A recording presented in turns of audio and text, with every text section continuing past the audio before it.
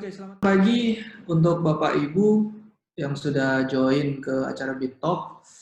Jadi selamat pagi dan selamat datang di BitTalk episode 9 ya. Jadi di pagi Sabtu pagi yang hujan dan mendung, kali ini buat yang lagi nggak ada kerjaan atau lagi mager bisa ngobrol bareng kita di BitTalk, karena BitTalk kali ini kedatangan narasumber, guest speaker, itu adalah Mbak Erika Siregar. Nah, jadi bagi yang belum tahu Mbak Erika ini siapa, jadi Mbak Erika Siregar ini adalah co-founder dari Arledis Jakarta, lalu beliau juga head program dari Jakarta Machine Learning, dan beliau juga saat ini menjabat sebagai data scientist di BPS, di Badan Pusat Statistik di Jakarta.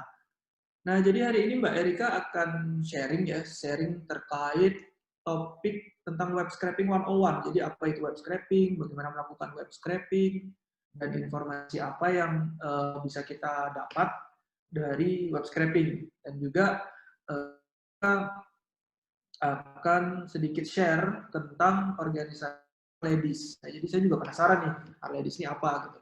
Ya, jadi seperti biasa, kita mekanisme dari BitTalk ini adalah pertama kita akan mendengarkan pemaparan materi dari Mbak Erika selaku narasumber, dan nanti akan dilanjutkan dengan tanya jawab santai ya. Kita akan sampai jam 12 siang waktu Indonesia Tengah WITA. Ya, jadi tanpa lama-lama lagi, waktu dan tempat akan saya persilakan ke Mbak Erika. Silakan Mbak.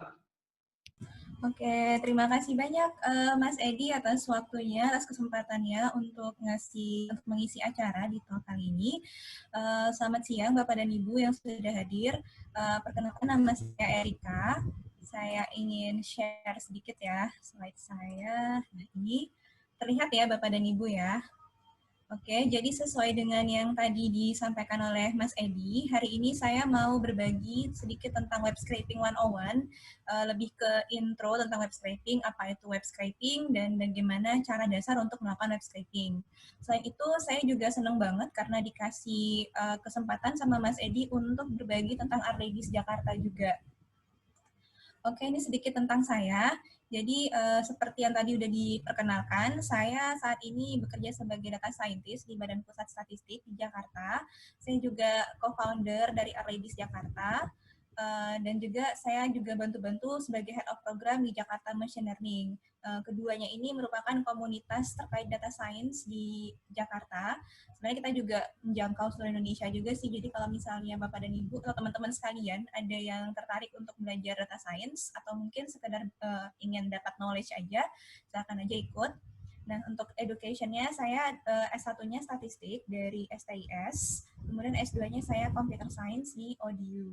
Nah, ini jika ingin connect dengan saya, bisa email atau GitHub, dan juga saya punya Twitter dan Instagram. Oke, langsung saja. Jadi pertama sebelum kita masuk ke materi yang berat gitu, saya mau cerita yang ringan-ringan dulu tentang Arledis Jakarta. Jadi barangkali di antara teman-teman ada yang pernah dengar tentang bahasa pemrograman namanya R. Dulunya dia khusus untuk statistik sih sebenarnya, tapi sekarang semakin berkembang dan dia juga bisa untuk macam-macam hal, misalnya seperti untuk bikin dashboard atau untuk data mining dan sebagainya. Nah, Arledis Jakarta ini, dia komunitas belajar bersama yang dikhususkan untuk perempuan dan gender minorities gitu, yang ingin belajar atau baru mau mulai tahu tentang apa itu R. Nah, kita merupakan chapter dari Arledis Global. Arledis Global ini pertama kali didirikan sekitar tahun 2012 itu di San Francisco. Nah, semenjak itu terus berkembang di berbagai kota, di banyak negara, bermunculan chapter-chapter baru karena semakin banyak yang tertarik untuk belajar R. Nah, goals-nya apa sih dari Arledis Jakarta ini? Goals-nya kita ingin mempromot gender diversity di komunitas R, karena seperti yang kita tahu, biasanya kan dunia coding-mengoding gitu, programming kan dikuasai oleh kaum pria ya biasanya, dan perempuannya biasanya malu-malu nih gitu untuk gabung, takut ketinggalan, takut tertekan dan sebagainya. Jadi kita bikin komunitas, jadi ayo saling support, ayo kita ada yang udah tahu duluan, nanti mengajarkan yang baru mulai belajar seperti itu. Nah, biasanya dalam tiap meetup kita nanti semacam intro dulu, basic-basic art, kemudian ada delivery material, setelah itu ada Q&A, kemudian kita lanjutin dengan networking dan mingling. Nah, sebenarnya kita dulu sebelum pandemi kita itu rutin mengadakan meetup bulanan secara fisikal gitu di berbagai tempat. Kita biasanya cari venue-venue gratis.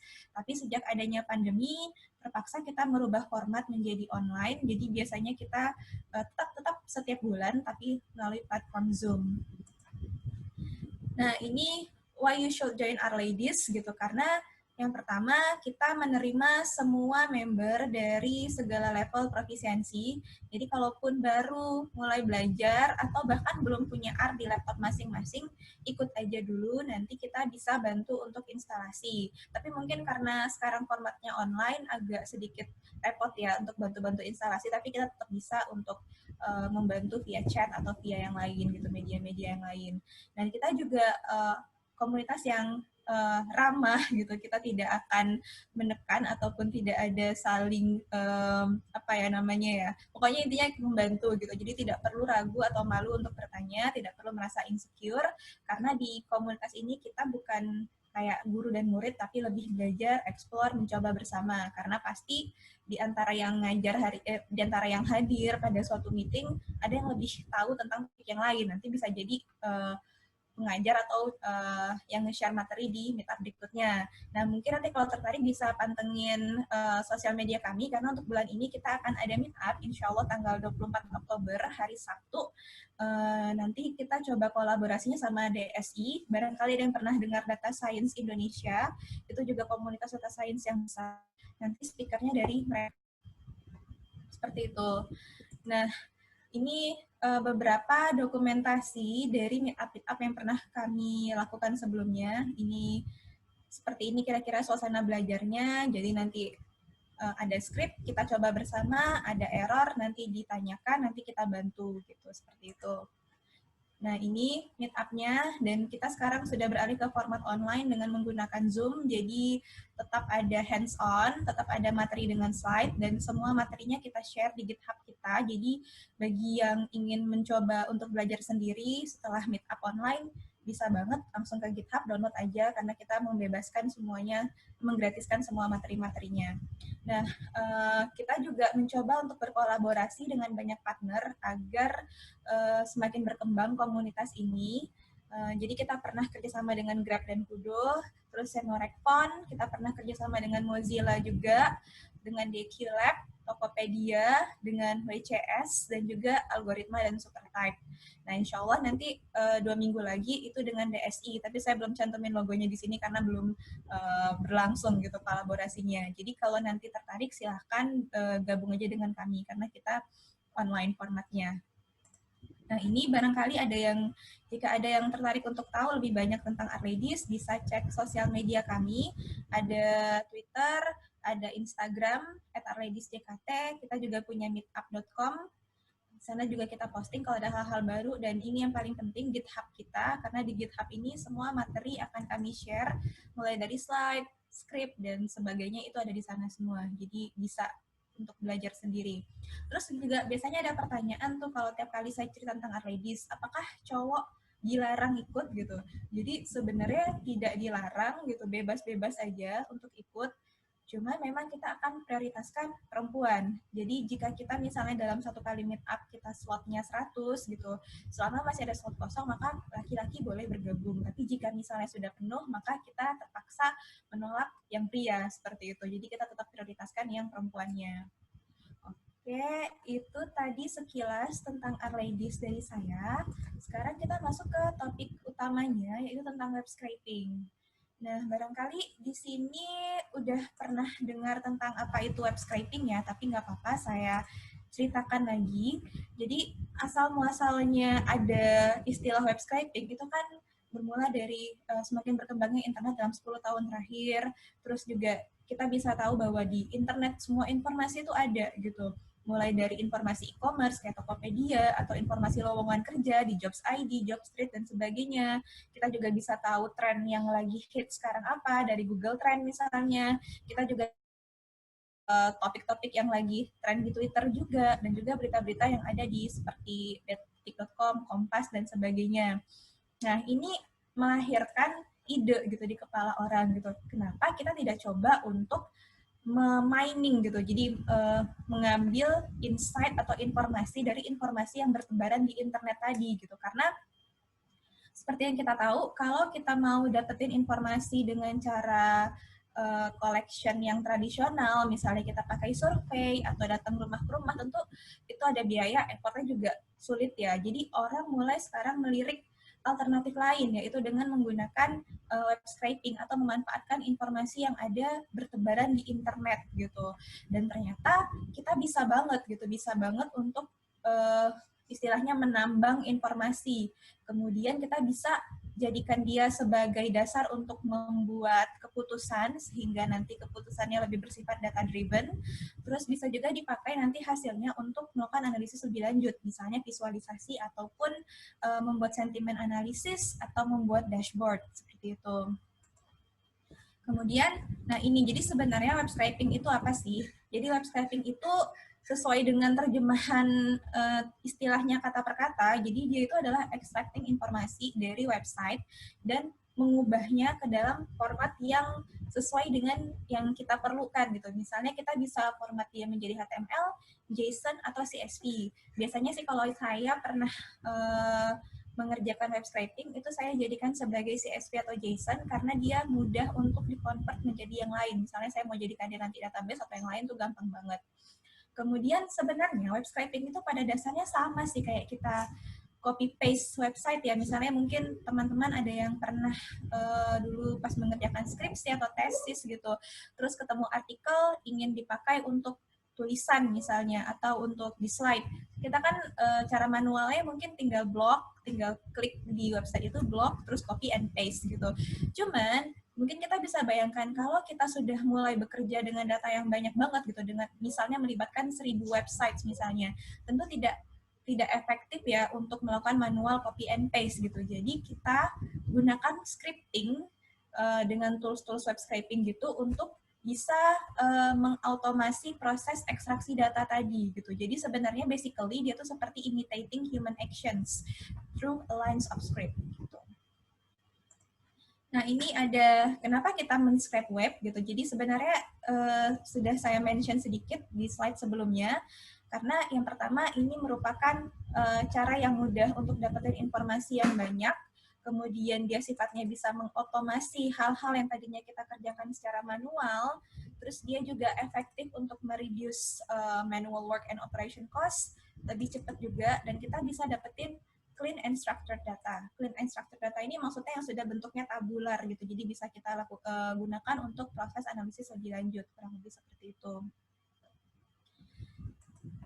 Oke, lanjut lagi. Nah, ini beberapa informasi yang bisa kita peroleh dari web scraping gitu. Jadi apa aja sih yang bisa kita, website seperti apa sih yang bisa kita scrape? Sebenarnya pada dasarnya website apapun itu bisa kita scrape gitu. Kita bisa men-scrape website terkait dengan hotel dan restoran misalnya, atau flight seperti Traveloka, pergi-pergi itu bisa kita scrape, kita bisa dapetin informasi terkait misalnya harga atau jumlah penerbangan, jumlah ketersediaan kamar misalnya. Terus juga kita bisa scrape e-commerce juga seperti Tokopedia atau Shopee. Jadi kita bisa tahu ada berapa sih transaksi yang terjadi per bulannya dengan membandingkan hasil scraping bulan ini dengan bulan sebelumnya. Seperti itu contohnya. Kemudian kita juga bisa tahu perbandingan harga. Jadi kita bisa membandingkan apakah ada toko mana yang paling murah misalnya, atau kita juga bisa melihat apakah ada kecenderungan misal ya di Sulawesi harganya lebih mahal dibandingkan di Jawa atau Sumatera, seperti itu misalnya. Kita juga perlu ingat bahwa informasi yang didapat dari web scraping atau biasanya orang menyandingkan istilah web scraping dengan big data ya, itu sebenarnya sifatnya komplementari ya. Jadi tetap perlu adanya data yang official, tapi akan lebih kaya lagi informasi yang bisa kita dapat kalau kita juga bisa menyandingkannya dengan hasil web scraping, karena tadi cepat dan juga sebenarnya up to date juga gitu, ketimbang kita melakukan pengumpulan data yang manual, kurang lebih seperti itu.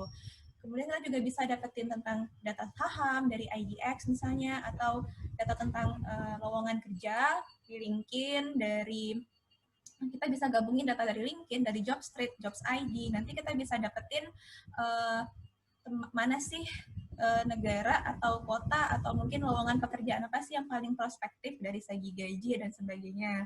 Kemudian kita juga bisa dapetin berbagai informasi terkait car listing, housing listing, reviews. Reviews ini biasanya untuk melihat sentimen ya, jadi kayak film mana sih yang paling bagus atau restoran mana yang paling sering dikunjungin. Terus kalau misalnya kita mau buka bisnis misalnya, kita bisa juga melakukan web scraping untuk dapat ide kira-kira di tempat mana yang prospektif gitu, yang dari reviewnya tempat mana yang paling sering datangi orang gitu. Oh mungkin kayaknya aman nih untuk bikin toko atau warung di situ, seperti itu. Terus juga kita bisa men-scrape media, websitenya media-media seperti Kompas, Detik, Liputan 6, dan kita bisa proses datanya untuk melakukan sentimen analisis misalnya. Jadi nanti kita bisa dapat data tentang perbandingan, memonitoring harga, melihat tren, terus juga melakukan sentimen analisis, review analisis, dan macam-macam lagi yang bisa kita lakukan dengan web scraping. Nah, di masa pandemi ini sendiri, kegiatan web scraping juga terus berkembang. Jadi, orang-orang menggunakan web scraping untuk men-track people's mobility. Jadi, misalnya ingin melihat apakah ada perubahan pola pergerakan manusia sebelum dan setelah pandemi. Misalnya ingin tahu, oh ternyata setelah pandemi, gerakan orang ke daerah perkantoran itu berkurang. Berarti nanti mungkin apa ya namanya insight bisa kita dapat, oh ternyata memang orang-orang menerapkan kebijakan di rumah aja gitu misalnya, atau kalau misalnya ternyata sama aja mobility-nya gitu, berarti orang-orang belum sadar nih gitu. Nah ini mungkin nanti bisa jadi info buat pemerintah mengambil tindakan gimana caranya mungkin nge-force orang untuk di rumah aja dan sebagainya kayak gitu. Kemudian kita juga bisa men-track people sentiments towards the cases. Jadi ingin tahu sebenarnya biasanya kan terutama orang-orang yang mungkin anak-anak muda kan suka nge-tweet ya. Jadi biasanya kita bisa menambang informasi dari Twitter itu dan kita bisa kasih dapat insight misalnya, oh ternyata orang nyantai-nyantai aja nih gitu. Dari hasil tweetnya setelah kita lakukan sentiment analysis dan text mining semacam itu, atau oh ternyata orang nggak terlalu khawatir gitu, oh ternyata orang biasa-biasa aja dengan adanya pandemi gitu. Berarti pemerintah harus ngapain gitu untuk membuat orang lebih sadar dan aware misalnya. Terus kita juga bisa gathering news about pandemic. Kita bisa tahu perkembangan dari website-website berita tadi, kita bisa ambil datanya, kita kumpulin, nanti kita bikin semacam dashboard, kita bisa tahu, oh ternyata mostly beritanya tentang apa gitu misalnya. Oh ternyata di luar negeri udah turun kasusnya, sebenarnya kita belum, ada apa ini, kayak gitu misalnya. Kemudian juga orang juga menggunakan web scraping di masa pandemi untuk mengetahui, untuk mengestimasi adanya unemployment atau poverty. Misalnya dengan tentunya ini ya pendekatannya indirect gitu. Jadi misalnya melihat adakah toko yang tutup gitu dalam masa pandemi atau bisnis yang tutup ada berapa gitu. Nah kita nanti bisa memprediksi berarti ada pengurangan tenaga kerja sejumlah berapa. Nanti mungkin bisa juga dimodelkan sehingga kita bisa memprediksi bagaimana poverty-nya nanti gitu. Jadi bisa juga untuk memprediksi bagaimana dampak pandemi ini terhadap perekonomian di negara kita, semacam itu sih. Lanjut lagi. Nah, bagi yang baru akan mulai mencoba web scraping, kita tuh perlu ada beberapa hal dulu yang mesti dipertimbangkan. Yang pertama, website itu macam-macam tipenya, ada yang statik dan sangat-sangat biasa aja gitu. Misalnya website Wikipedia atau website pemerintahan pada umumnya, itu biasanya websitenya sederhana banget, jadi itu mudah banget buat di-scrape. Ada juga website yang sifatnya dynamic dan penuh dengan JavaScript. Jadi dia lebih susah untuk di-scrape atau kita perlu effort lebih lama untuk dapetin pattern agar bisa mengambil datanya kayak gitu. Kemudian tentu saja kita harus punya basic HTML knowledge ya, karena namanya juga web, itu dibangun dari HTML, CSS JavaScript untuk kita harus ngerti paling tidak tentang dokumen objek model, tentang elemen-elemen yang menyusun suatu web, sehingga dia tampil seperti apa yang kita lihat di browser kita. Terus juga kita harus ngerti paling tidak dasar-dasar tentang apa itu ID, kelas, selector, expect, dan lain-lain. Kayak gitu. Ini ada contoh dari websitenya Detik. Jadi seperti kita lihat, mungkin saya coba besarkan sedikit, nanti saya kecilin lagi. Nah, ini sesungguhnya di balik tampilan seperti ini, kita sebenarnya ada untuk judul itu dia terwakili. Kalau pakai Chrome itu kita bisa klik kanan, nanti inspect atau lihat source-nya. Itu dia terwakili oleh satu elemen namanya H1, kelasnya detail title, terus ini tulisannya Jokowi, UU Cipta Kerja, dukung upaya pemberantasan korupsi.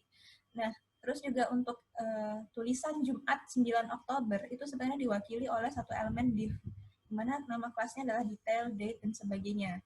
Nah, pemahaman tentang div dan nama kelas itu penting nanti ketika kita mau script.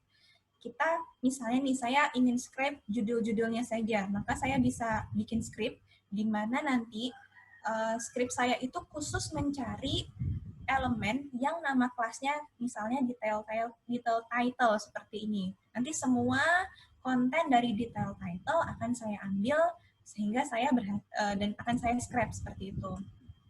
Kurang lebih. Kemudian lanjut lagi.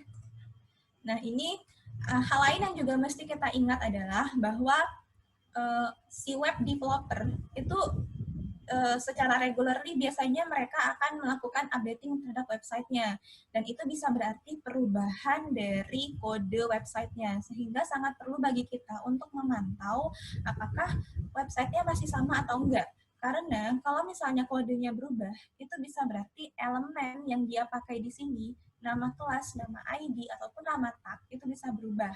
Dan kalau websitenya berubah, sementara script kita tidak berubah, maka bisa dipastikan scrapingnya gagal. Dan ini pernah terjadi, terutama terkait dengan pekerjaan saya gitu, ketika kita membuat scraping script untuk mendapatkan data e-commerce, ternyata website e-commerce-nya berubah dan kita tidak ngeh gitu, karena kita sendiri yang mungkin ada kelalaian juga tidak mengecek secara berkala, sehingga kita kehilangan data untuk tentang waktu tertentu gitu, ternyata gagal dia nge-scrape gitu, kita baru tahu belakangan. Jadi penting banget untuk kita senantiasa ngecek seperti itu. Terus juga be mindful in maintaining the number of requests. Jadi sebenarnya pada dasarnya ketika kita men-scrape itu kita ngirimin request ke sana, ke HTML-nya, ke website-nya.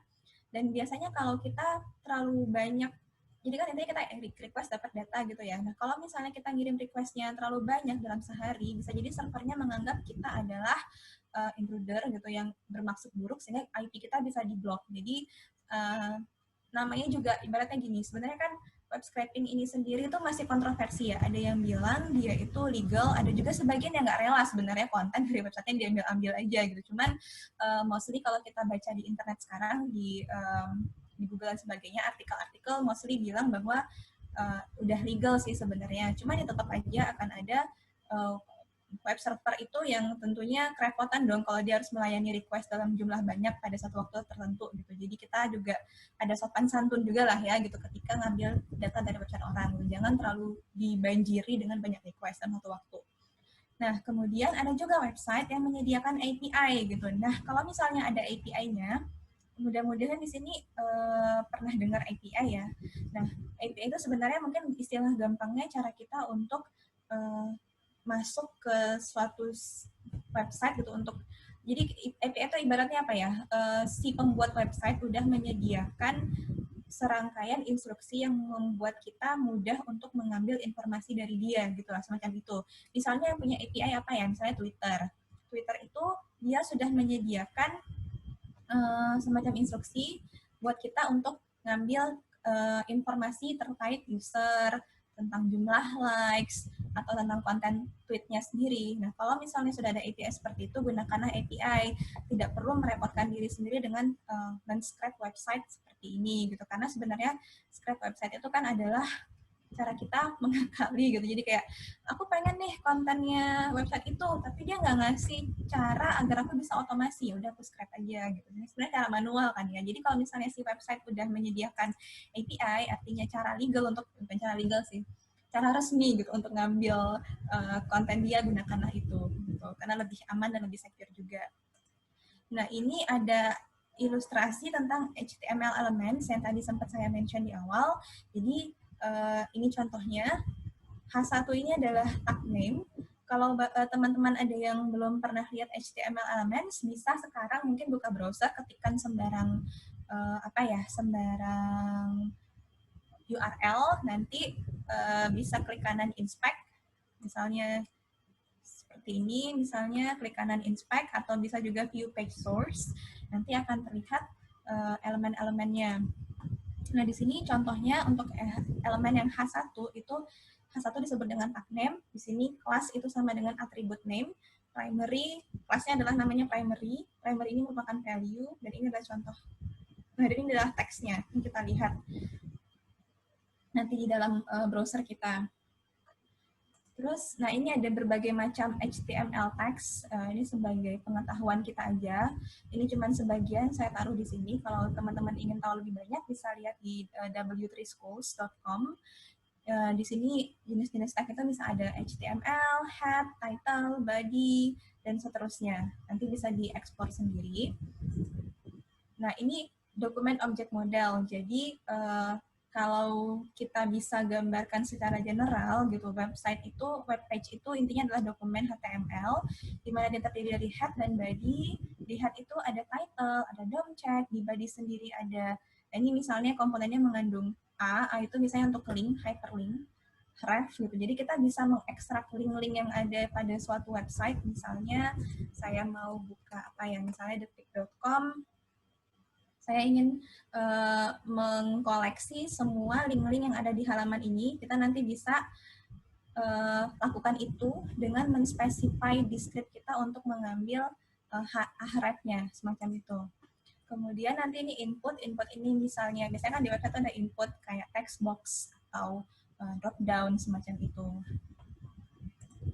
Nah, terus ingat juga bahwa ada etiknya dalam web scraping. Tadi sudah saya sempat mention juga, misalnya terkait dengan jumlah request yang kita kirim dalam satu waktu.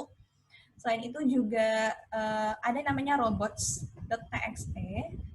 Robots ini bisa kita lihat sendiri dengan cara misalnya website yang mau kita scrap, linkedin.com, nanti ketik slash, terus ketikkan robots.txt, nanti kelihatan apa aja hal-hal yang di-allow dan di-disallow oleh si website itu gitu. Jadi secara etika usahakanlah untuk mematuhi instruksi yang dikasih oleh si website ini. Misalnya dia bilang di sini tidak boleh disallow ya, misalnya SVP recommendation, maka jangan akses ini gitu. Yang di-allow misalnya business sales blog, jadi akses aja ini.